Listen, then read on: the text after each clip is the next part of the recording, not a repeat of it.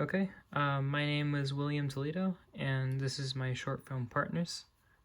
And let's start. Over a black screen, we hear two male voices talking. How about this one? Which one? Exterior gas station, night. Cut to a shot of a fancy car pulling into a lonely gas station, seen from the point of view of the two unknown speakers spying from a distance. I don't know, man. Oh, come on, why not? We've never done anything that rich. Looks risky.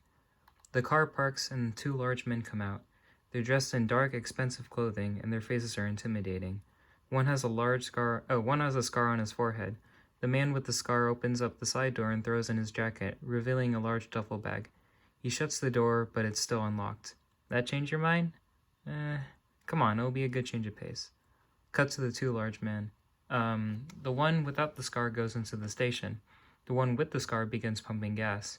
He looks up to see a young man approaching him, and as the young man talks, we realize it's the first voice from the beginning. Ate those gas prices, huh? With the scarred man's attention on the young man, a second young man jumps into frame from the opposite direction. He dives into the car, yanks the duffel bag out, and the two youngsters book it into the darkness. The scarred man barely has any reaction, only moving his head slightly to watch them go. A busted car screeches off. The unscarred man walks out of the shop with a candy bar. Interior youngster's car, night. The two young men are whooping and hollering at their success. The second young man holding the bag is sitting in the passenger seat. We did it! Did he see me? Did he see me? That was so clean. Well, open it, dude. The second young man opens the bag and laughs as he shows stacks of bills to his partner. But as he rifles through some more, his expression drops. Jacob.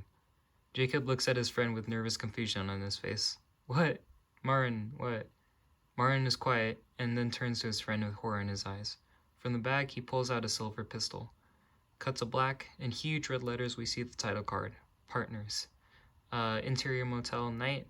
The two youngsters have parked and hidden in a dirty old two-story motel. In their room, the duffel bag lays open on a bed. Martin and Jacob stand opposite of the bed, staring at the cash. Martin exhales and starts heading for the door. Well, goodbye. Wait, whoa, where are you going? Away from the money, stupid. We got caught up in some murder or drug thing and they'll kill us as soon as they get here. I'm going to the cops. Martin heads for the door, but Jacob blocks him. Wait, no, don't do that. We can't go to the cops. Not us. What? What the hell not? Because, look, we don't got clean records, okay? I mean, we've been robbing people for months. And if you go outside now, those creeps, they'll probably see you. We gotta stay here for the night. Martin sighs and nods. Jacob closes his eyes, finding the right words. Come on, if you do this, it's over for us. You and me, we're partners in crime. We gotta stick it out until the end, right? He turns to find Martin missing. Martin? The door is ajar and a car is starting downstairs. Outside, Martin is in the car, starting to pull out in the parking lot. Jacob rushes out with his arms flailing. Hey, whoa, whoa, whoa, whoa! Get out of my way, Jacob. I'm not doing this. Martin, just please, you have to stay. Are you serious? Martin gets out of the car, approaching Jacob. We are not partners. Not anymore. It was you who got me into this life. You who made us rob those psychos. And now you want us to wait over here and get killed? Yeah, it's over, man. Stay if you want. I'm going to the cops. But, bro, okay. We can go to the police, whatever. But please just stay with me here. You're gonna get hurt. Hurt? You don't care about me. If you cared, you never would have gotten me to do this in the first place. Now move. Interior mysterious car at night. As the two continue to bicker, we get yet another point of view shot, this time of two men in a car pulling up to the motel. Martin and Jacob are caught in the headlights. In the rearview mirror, we see two scary eyes and a familiar scar on the forehead. At the motel again, Martin and Jacob look up to see the same fancy car pull up to them in the motel parking lot. They instantly stop fighting and their faces grow pale. The two killers get out. They approach the youngsters pulling out guns. I can handle this. Jacob turns to the killers. He lifts his hands up. Hey, fellas, let's just chill out a little. We got your money. Everything's in the room. It's all there. Just let us go, and we can forget any of this happened. You and your partner get your dough. Me and my accomplice get to live. Easy as that. The unscarred man spirks and motions for the scarred man to go up and check the room out. The scarred man starts walking. Terrified, Martin whispers to Jacob when the man isn't looking. Get in the car. No! Martin looks at his friend with anger and disbelief in his eyes. The unscarred man starts to lift up the gun. Martin and Jacob panic when suddenly we hear the whoop of a police siren.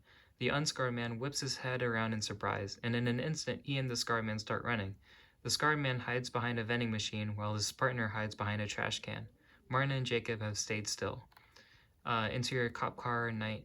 We get yet another point of view shot, this time of the cop car approaching Martin and Jacob. Alright, let's get this over with. Martin and Jacob look up to see the cop car pulling into the lot. The doors open and 2 male cops come out. The big fat one has the sheriff's badge. The other one is a deputy. Martin Chung and Jacob Jones? The youngsters nod fearfully.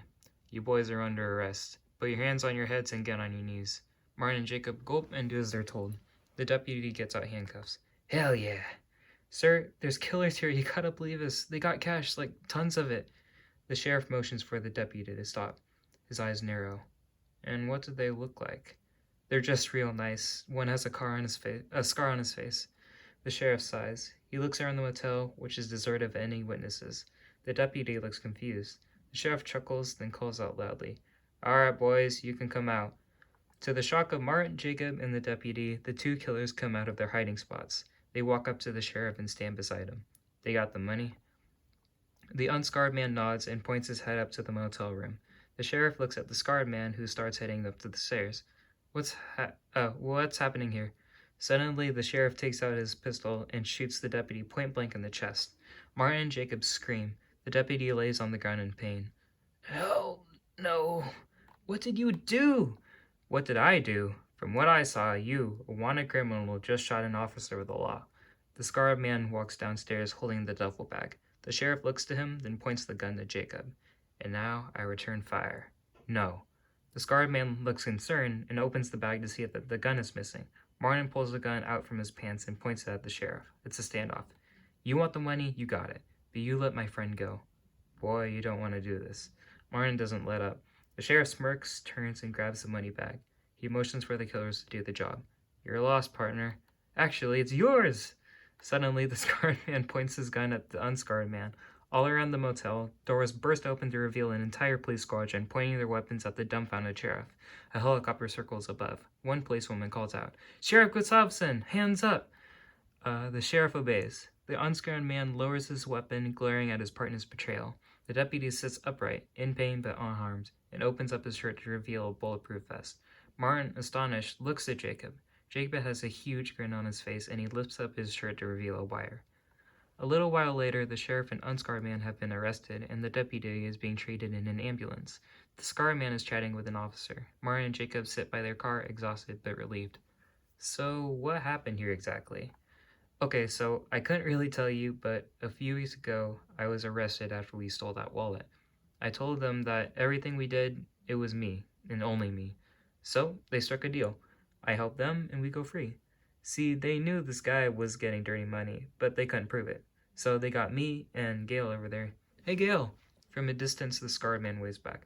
They got Gail to go undercover and help us expose him. All we needed was to see the sheriff touch the cash, but we got way more evidence than we thought. He looks at the deputy who is studying his wounds. Hell. It all worked out, though. So, you were telling me I didn't have to protect you at all? Well, no, but it was sweet of you. He winks at Martin, who chuckles, then thinks for a moment. Hey, thanks. I thought you didn't care about me. Well, I didn't mean for you to almost get killed, but yeah, don't mention it. So, we're free? The policewoman approaches them. Nope, you 2 are under arrest. What? But you said community? Yeah, that was never gonna fly. Hands where we can see him. Interior cop car at night. Jacob and Martin are thrown in the car, where they sit opposite of the sheriff and the unscarred man. The 2 villains glare at the heroes, who look terrified back. Well, the tables have turned. Whatever, man. Martin looks out the window with sadness. Surprisingly, the unscarred man seems to understand him. The cop car begins to pull out.